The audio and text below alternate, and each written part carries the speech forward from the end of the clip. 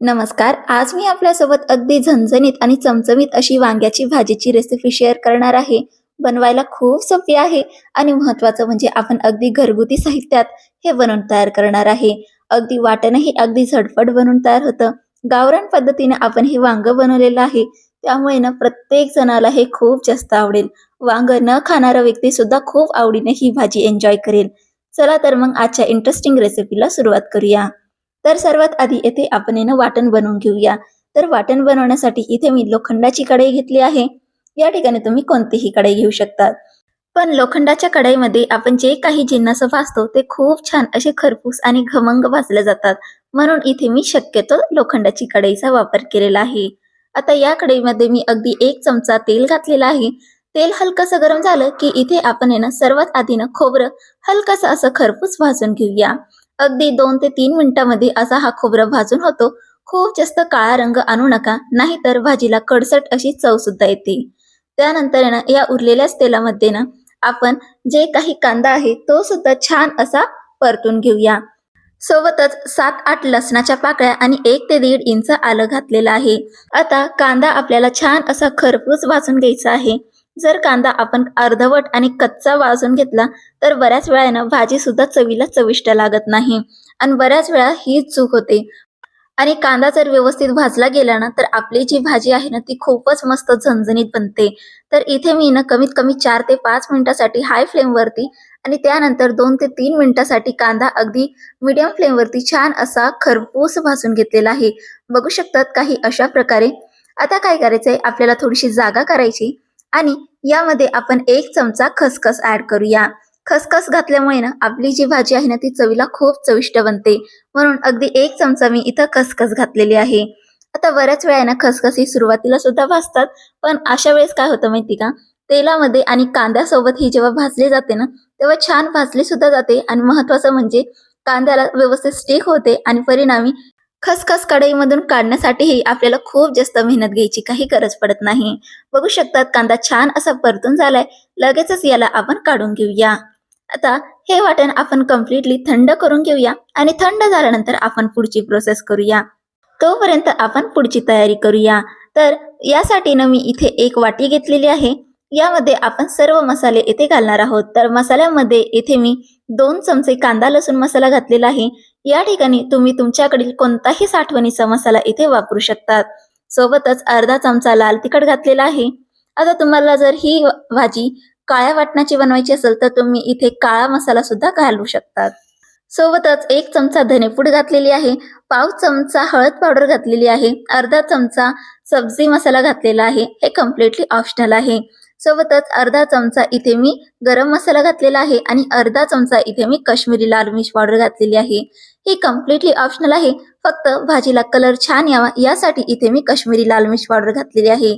आता यामध्ये आपण अगदी पाव कप इतपत पाणी घालूया आणि हे जे मसाले आहेत छान असे एकजीव करून घेऊया. असं केल्यामुळे काय होतं, तेलात मसाले जेव्हा आपण ऍड करतो तेव्हा ते करपत नाही आणि व्यवस्थित आपले मसाले भाजले सुद्धा जातात आणि तरी सुद्धा छान येते. म्हणून ही एक्स्ट्राची स्टेप तुम्ही नक्कीच फॉलो करू शकतात. याने खरं सांगते भाजी आपली खूप छान बनते. आता तोपर्यंत मसाले सुद्धा जे काही कांदा आणि खोबरं होतं ते सुद्धा छान असं थंड झालेलं आहे. याला आता आपण मिक्सरमधून बारीक करून घेऊया. शक्य असेल तर कमीत कमी पाण्याचा आपल्याला वापर करायचा आहे. सुरुवातीला सुकं आपल्याला असं हे दळून घ्यायचं आहे. सोबतच थोडीशी कोथिंबीर घातलेली आहे आणि छान स्मूथ पेस्टमध्ये मी याला दळून घेतलेलं आहे. बघू शकतात खूप जास्त पाण्याचा इथे वापर केलेला नाहीये, नाहीतर आपल्याला पुढची प्रोसेससाठी खूप जास्त प्रॉब्लेम जाईल. आता यामध्ये आपण काही मसाले घातलेले नाहीये, म्हणून यामध्ये 1 चमचा जे आपण मसाल्यांचं मिश्रण केलं होतं ते आणि थोडंसं इथं मीठ घालूया. आता हे स्टेप कशासाठी हे तुम्हाला मी पुढे लवकरच सांगते. आणि परत एकदा याला एकजीव करून घेऊया. बघू शकतात फायनली आपला मसाला इथे तयार आहे. चला तर मग लगेचच आपण वांग्याची भाजी करून घेऊया. तर इथे मी 250 ग्राम वांगी घेतलेले आहे, पण आमच्या घरामध्ये जास्त वांगे खाणारे म्हणजे जास्त मेंबर्स नाहीये, म्हणून मी यापैकी अर्धेच वांगे इथे वापरणार आहे. तर वांगे इथे आपल्याला अगदी मध्यम साईजचे घ्यायचे आहे. छोटे साईजचे वांगे घेतले तर ते खायला तुरट लागतात आणि जाड घेतले तर त्यामध्ये खूप जास्त बिया असतात. म्हणून मध्यम साईजचे असे आपल्याला वांगे घ्यायचे आहे. आता आपल्याला वांगे हे छान असे धुवून घ्यायचे आहे आणि त्यानंतर याला कट करायचं आहे.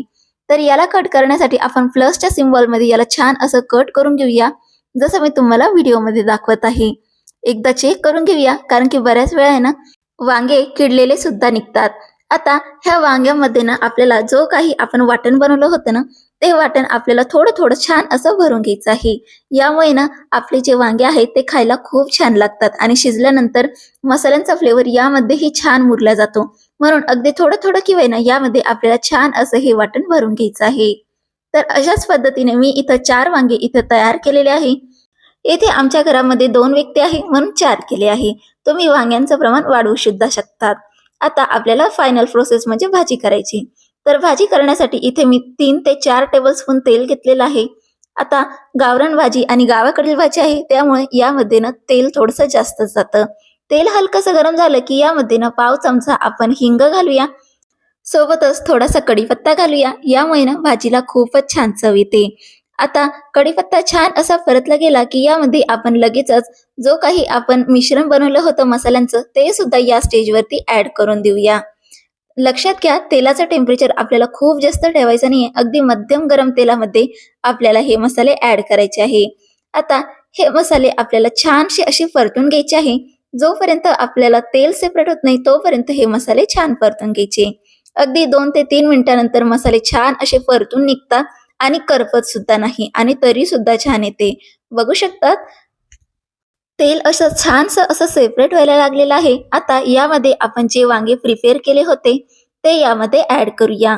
आता हे वांगे आपल्याला कमीत कमी 5 मिनिटासाठी मसाल्यांसोबत छान असं मंद फ्लेमवरती परतून घ्यायचे आहे. येथे कमीत कमी 5 ते 7 मिनिटासाठी हे वांगे मी छान असे परतून घेतलेले आहे. आता यामध्ये आपण जे काही वाटण केलेलं होतं ते यामध्ये ऍड करूया. वाटण ऍड केल्यानंतर सर्व जिन्नस आपल्याला छान अशी एकजीव करून घ्यायचे आणि याला छानसं असं तेलासोबत भाजून घ्यायचं आहे.